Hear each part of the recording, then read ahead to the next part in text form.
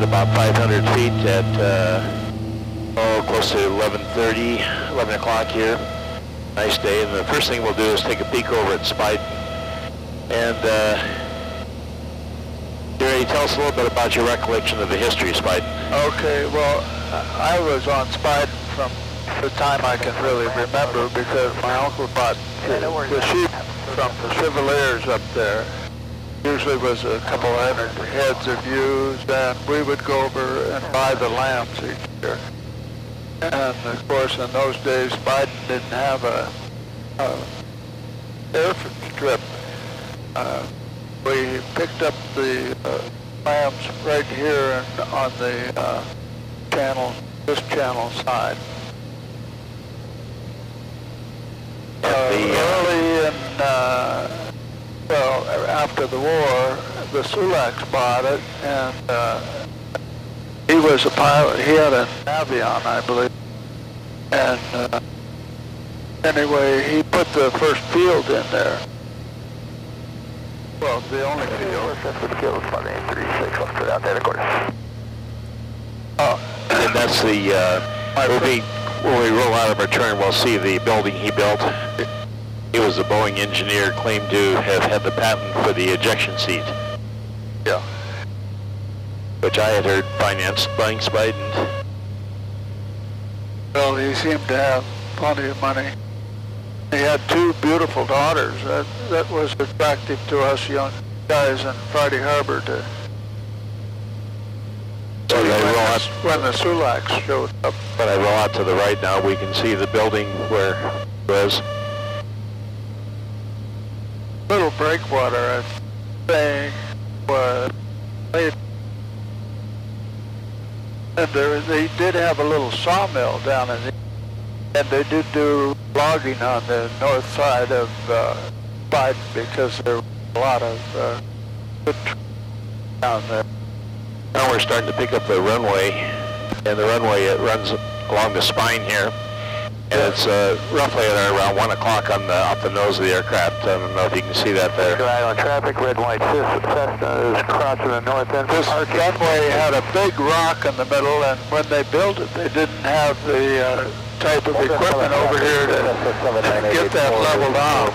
So in the early 70s, while I was running the Northland, I brought the big old D8 over that Wilson and Nielsen had, and they took the bump out of the middle of the runway, which had been quite disconcerting to a lot of the pilots trying to land there. The current owner is associated with Oakley Sunglasses, and there's a bank-looking building to the right that I understand he designs camera lenses in. And he's put a hangar in there with a jet fuel farm. He has a turbine otter he flies under there. And at one time, Alaska Airlines owned Speiden Island, used that as an executive retreat. At one point, it was called Safari Island, where there was animals brought here. Do you recall that, Gerry? I certainly do. It was Haynes and then the Jonas brothers who stuffed animals. Yeah. We're coming up here on. So off our right is Johns Island, and you can see there's a little runway on Johns runs north and south. So you can see Johns is a island that runs east and west, but believe it or not, they put the runway north and south for the full length of the width of the runway. It's about 1,100 feet uphill. And there was a fellow that maintained it for many years, flew a 182, and he'd fly it over to Stuart at about 100 feet off the water. And he mowed that grass there on the runway for many years, and then at one point he hit a rock and rolled the tractor back over and killed himself. San Juan, mosquito area traffic, David 741 Delta Bravo, 7 mosquito pass, departing southwest. So it's now a kids camp called Camp Nor'Wester, and if we had to land there, we certainly could. Camp Nor'Wester moved up here after Paul Allen bought the property they had near Lopez. And at first he bought another island for them, and they didn't like the accessibility or something. Right. And so they talked to Paul Allen again, and I'm quite sure he's the one that got...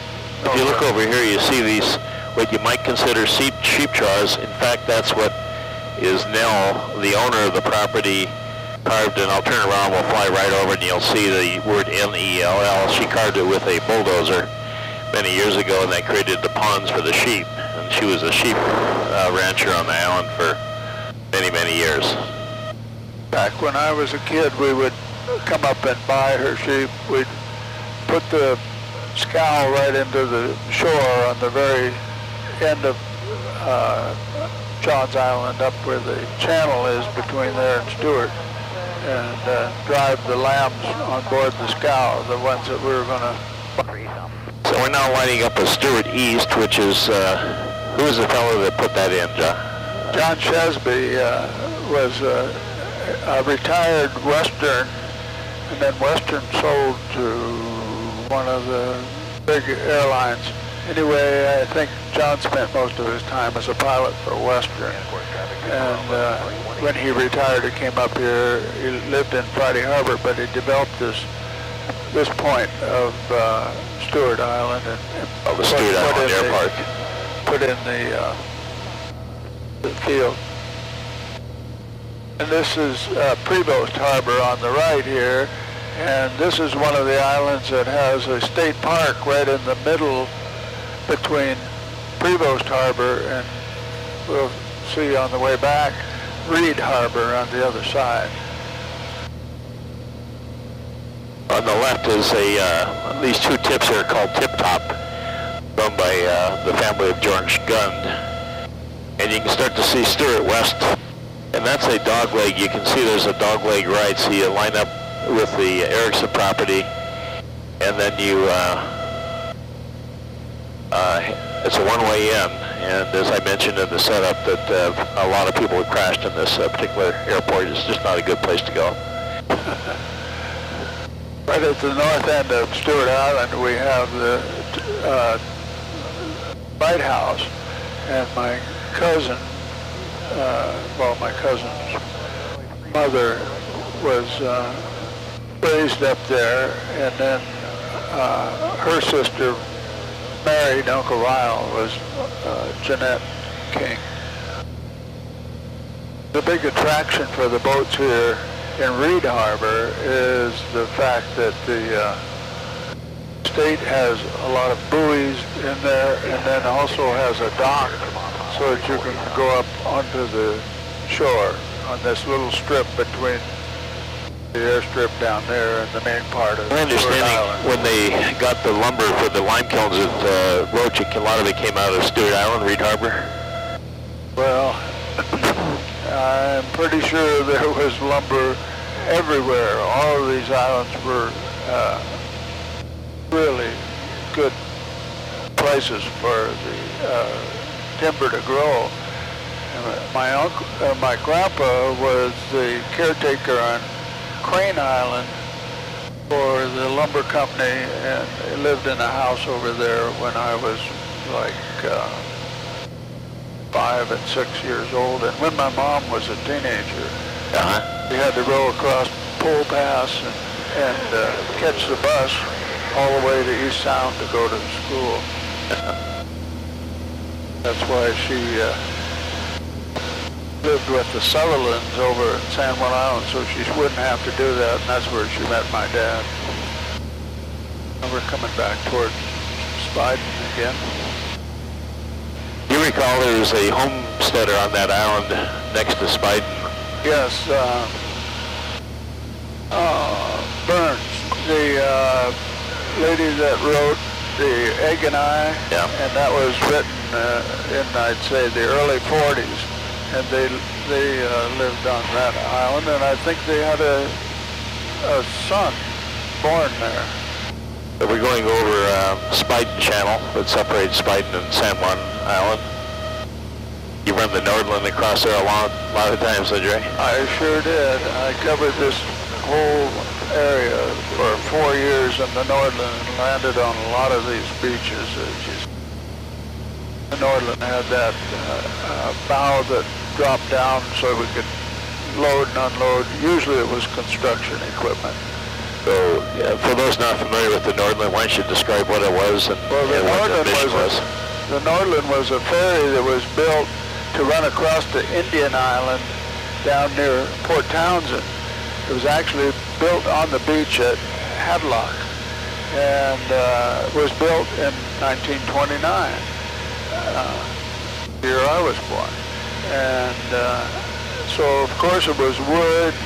It came up here with probably the original engine, an old Washington engine that had the real slow RPM, and each time it fired, it would set up a little smoke ring. Then they changed it to, after the war, to the popular diesel 671, Detroit diesel. That's what it had in it. So it would haul freight and cars and cement. I know when we built our house, we used the Nordland to get the cement over to Stuart. Yes, we put the cement truck on, and the mostly construction equipment like backhoes and excavators and lumber, brown lumber truck often, and we covered all of these islands. So that was owned by Al Jones? Yeah, Al Jones, real character. Before that, it was owned by Bob Greenway. Oh, yeah. And I was with the Nordland when Bob Greenway sold the Nordland to Al Jones. So that's how I ended up working for Al Jones. But and on the island, it's been known, the phrase, there's the right way, the wrong way, and the green way. When Greenway owned the Nordland, it was kept afloat primarily by about 6 or 8 rural pumps, and you better have her plugged in or else the engine running, because we needed the electricity to keep the pumps going.